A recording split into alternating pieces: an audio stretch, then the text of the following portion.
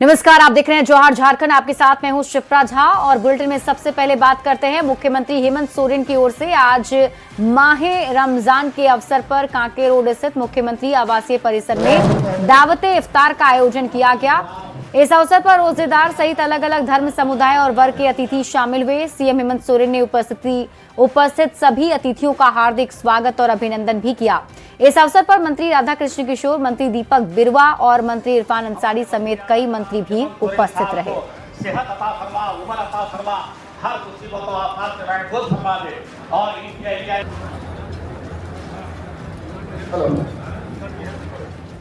हजारीबाग में मंगला जुलूस को लेकर विवाद गहराता जा रहा है। दूसरे मंगलवार को निकाले जाने वाले जुलूस के दौरान सदर बीजेपी विधायक प्रदीप प्रसाद ने जिला प्रशासन पर गंभीर आरोप लगाए हैं। उन्होंने कहा कि प्रशासन द्वारा जगह जगह मंगला जुलूस को रोका जा रहा है और गाजा बाजा तक हटवाया जा रहा है, जिससे राम भक्तों की भावनाएं आहत हुई हैं।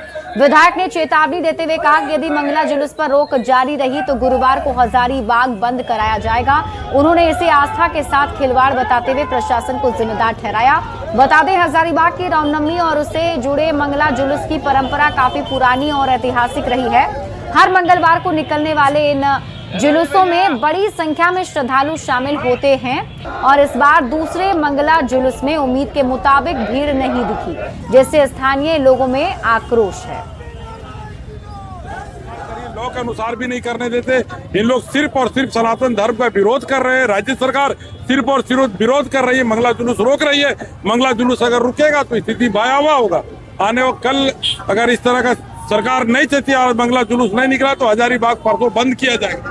पूरे शहर को बंद कर देंगे, ठप कर देंगे। हम लोग त्योहार नहीं बनाएंगे। एक तरफ पूरा हजारीबाग का राम भक्त है, एक तरफ इरफान अंसारी का पूरा टीम अपना जो बड़ा सरकार लेकर के बैठा हुआ, जो श्री राम से बड़ा सरकार अपने आप को समझता है। तो दोनों के बीच में लड़ाई है, दोनों के बीच में महासंग्राम होगा। महासंग्राम गाना सुने ना, महासंग्राम, गाना तो बजेगा, महासंग्राम भी होगा। और पूरा राम भक्त ये हिंदू विरोधी सरकार को यही झंडा चौकों पर पटक पटक के हराएंगे।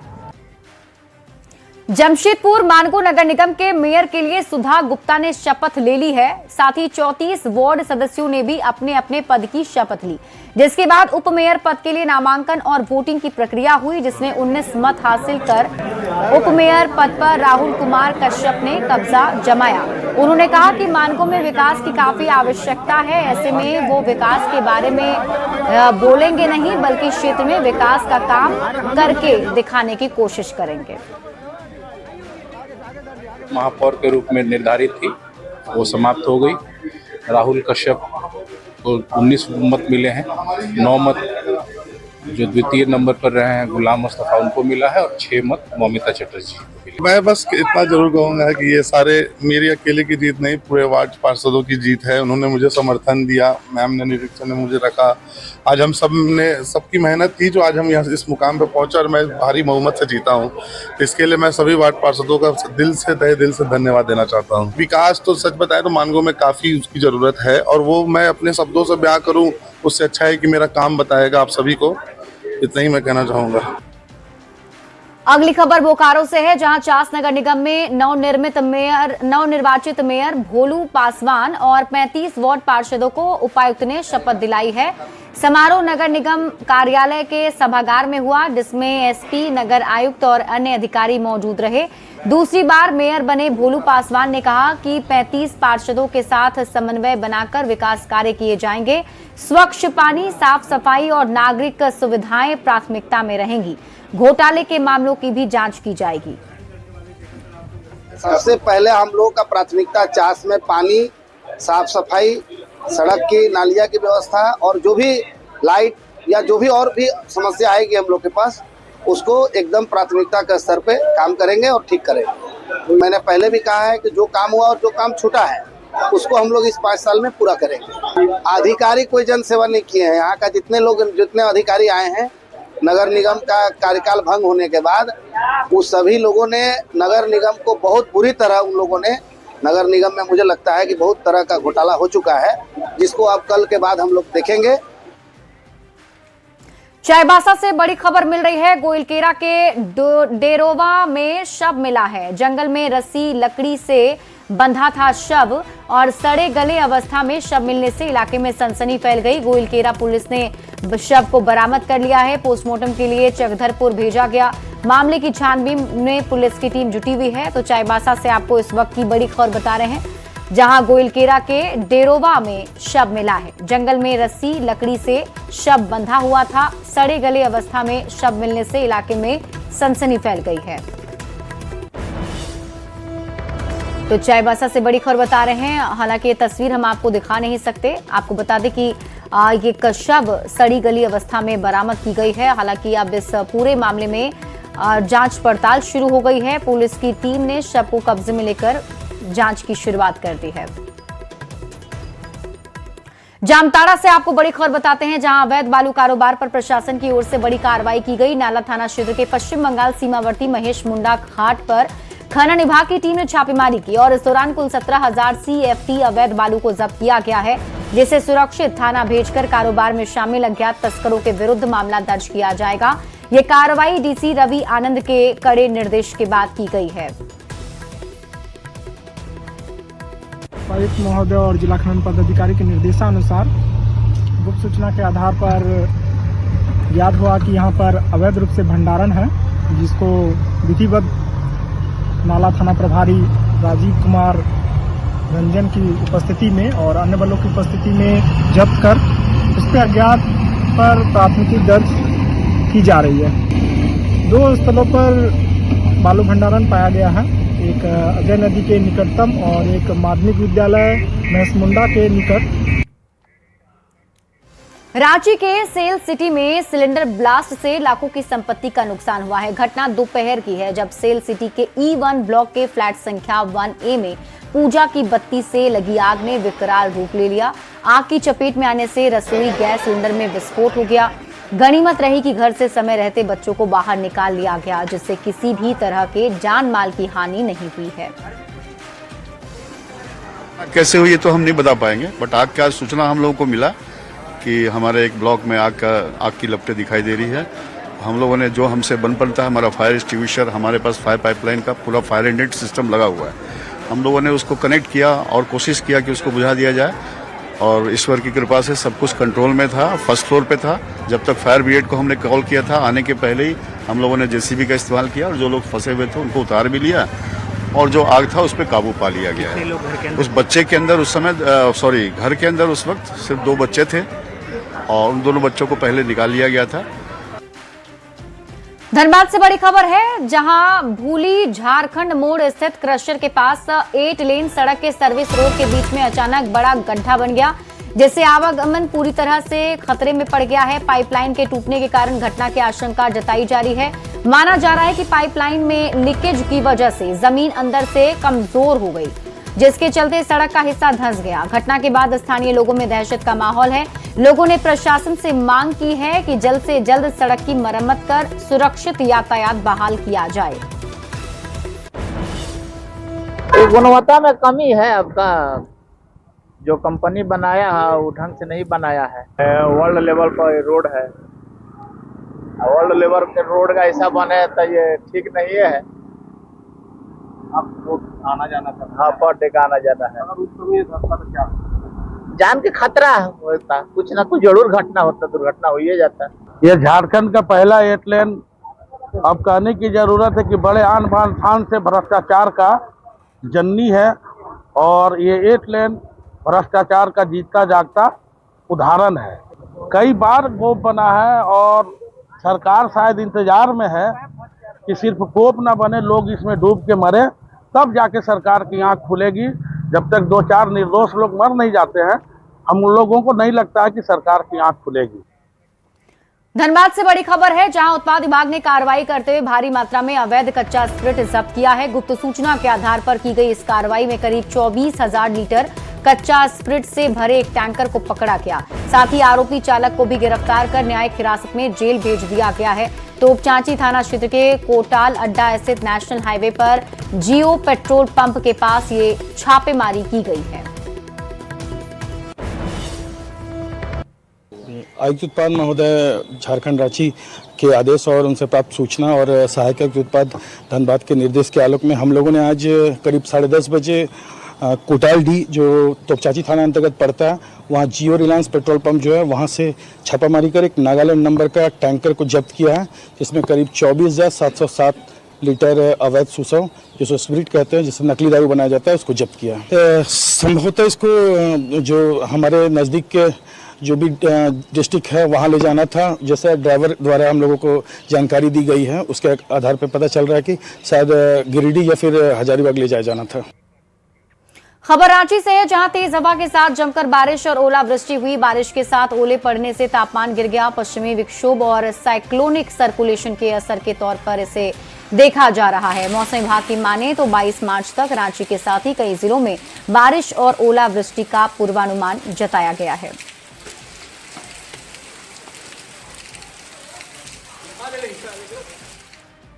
असम में रहने वाले आदिवासियों के दम पर जेएमएम ने असम में विधानसभा चुनाव लड़ने का ऐलान किया है। कांग्रेस से सीट के तालमेल पर बात अगर नहीं बनी तो अकेले भी ताल ठोकने की तैयारी है।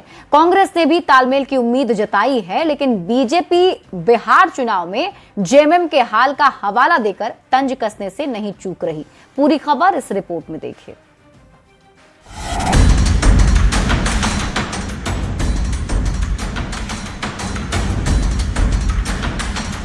विधानसभा चुनाव की तारीखों का ऐलान असम में हुआ है, लेकिन उसकी सियासी तपिश झारखंड तक महसूस की जा रही है।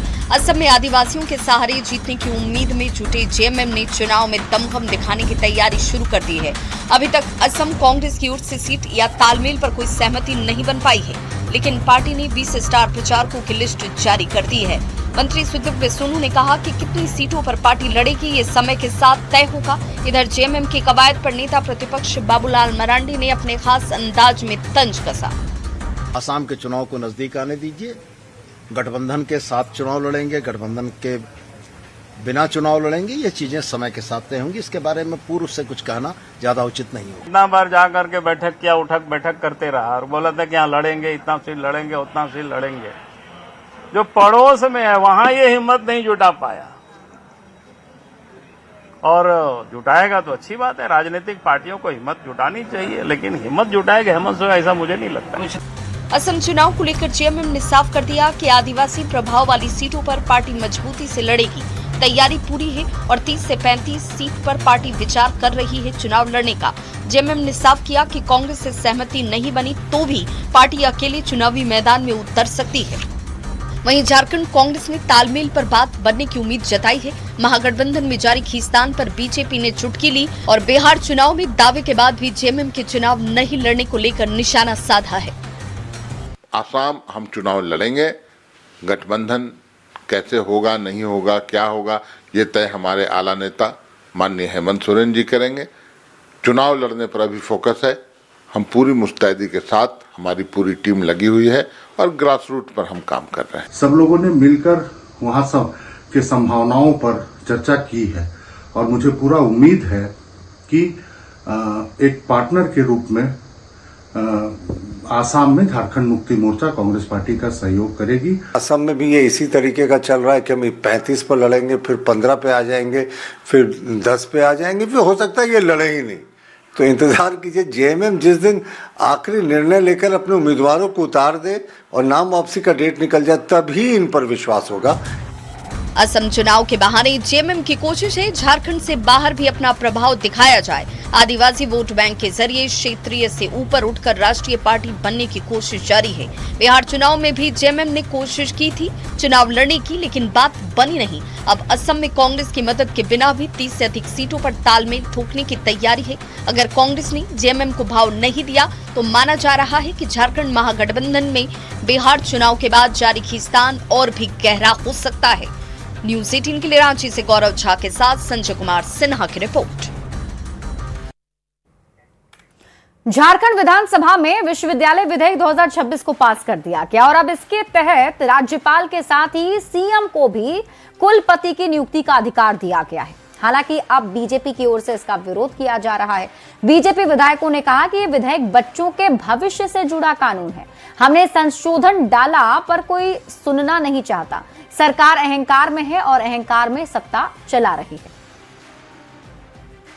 तो आपको बता दें कि अब इस पूरे मामले को लेकर के विवाद काफी ज्यादा गहराता जा रहा है। बीजेपी की इस पर घोर आपत्ति है और बीजेपी की तरफ से आपत्ति दर्ज करते हुए कहा जा रहा है कि हमने इसको लेकर संशोधन डाला है पर कोई सुनना नहीं चाहता है। सरकार अहंकार में है और अहंकार में ही ये सत्ता चल रही है।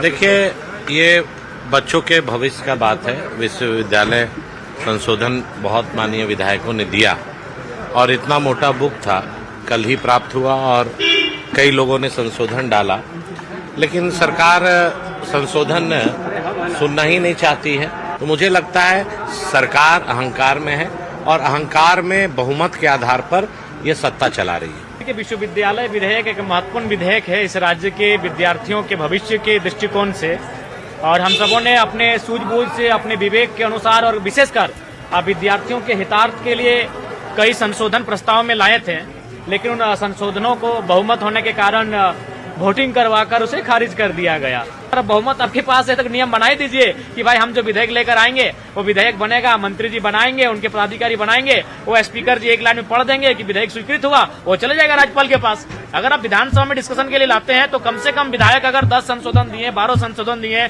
15 संशोधन दिए या 50 संशोधन दिए, अरे 1-2 संशोधन भी अगर आप स्वीकार नहीं करेंगे तो उसमें बहस होने का कोई मतलब ही नहीं है, तर्क वितर्क करने का कोई मतलब ही नहीं है। लेकिन ये सत्ता पक्ष के लोग लगता है कि बहुमत मिला है तो भाई हमें कोई मतलब नहीं है, संशोधन आए संशोधन न आए, विधेयक पास हो जाए, इसी में उनकी सबसे बड़ी गरिमा बन जाती है। विश्वविद्यालय विधेयक पर बयानबाजी का दौर शुरू हो गया है। कांग्रेस विधायक दल के नेता प्रदीप यादव ने विश्वविद्यालय विधेयक पर बयान दिया और उन्होंने कहा कि अब उच्च शिक्षा की जिम्मेदारी मुख्यमंत्री को मिली है। अब मुख्यमंत्री राज्य के विश्वविद्यालयों को मजबूत करेंगे। मुख्यमंत्री ने ये जिम्मेवारी ली है, जिस प्रकार से उच्च शिक्षा को सीधे पहले सरकारें कहती थी कि मेरी जिम्मेवारी नहीं है, पैसा केवल देना मेरा काम है, शेष काम महामहिम के हाथ में है। हमें लगता है कि ये तो स्वागत योग्य कदम है कि राज्य सरकार और खुद मुख्यमंत्री इसकी जिम्मेवारी ले रहे हैं कि उच्च शिक्षा का भी डायरेक्शन, उच्च शिक्षा का भी नियंत्रण, उच्च शिक्षा को भी ऊर्जा हम स्वयं देंगे, सरकार देगी। ये स्वागत योग्य कदम है और हमें लगता है कि उच्च शिक्षा में जब सरकार इतनी रुचि लेगी, इतनी गहराई से रुचि लेगी तो बेहतर होगा। जो शर्मराया हुआ यहाँ का हरियाणा के समालखा में 13 से 15 मार्च तक आरएसएस की 3 दिवसीय अखिल भारतीय प्रतिनिधि सभा का आयोजन किया गया, जिसमें देश भर के 46 प्रांतों से 1438 प्रतिनिधियों ने भाग लिया है। वहीं झारखंड से 31 प्रतिनिधि शामिल हुए हैं। सभा में संगठन विस्तार, सामाजिक समरसता, राष्ट्रहित में सज्जन शक्ति की सक्रियता और संघ के शताब्दी वर्ष को ध्यान में रखते हुए भविष्य की व्यापक कार्य योजना को लेकर चर्चा की गई। कि विजयादशमी उत्सव 2025 में संघ स्थापना के उपलक्ष्य पर सभी जगहों कार्यक्रम होने थे। उसमें देश भर में 62,555 स्थानों पर विजयादशमी उत्सव कार्यक्रम हुए। उतने सारे उत्सव हुए देश भर में, जिसमें 32,45,141 स्वयंसेवकों की सहभागिता रही और 22,656 स्थानों से संचलन निकला और इसमें गणवेश में संचलन में सहभागी हुए ऐसे 25,45,818 स्वयंसेवक थे। झारखंड में भी 1879 स्थानों पर अपना यह विजयादशमी उत्सव संपन्न हुआ। और यहाँ रुकने एक छोटे से ब्रेक के लिए जल्द लौटते हैं वापस।